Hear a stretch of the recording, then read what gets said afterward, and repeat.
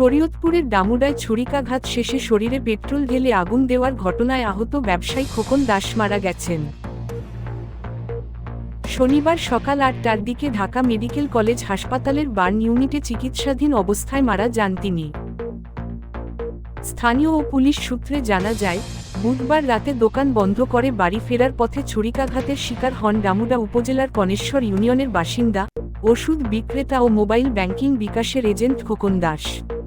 এই সময় তিনি হামলাকারীদের চিনে ফেললে তার শরীর ও মুখে পেট্রোল দিয়ে আগুন ধরিয়ে হত্যার চেষ্টায় চালায়।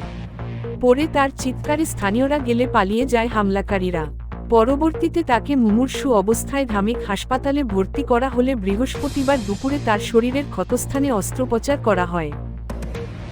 এ ঘটনায় বৃহস্পতিবার গভীর রাতে খোকন দাসের বাবা পরেশ চন্দ্র দাস বাদী হয়ে কনেশ্বর এলাকার সোহাগ খান, রাব্বি মোল্লা ও পলাশ সর্দার নামের ৩ জনের বিরুদ্ধে থানায় একটি মামলা দায়ের করেন।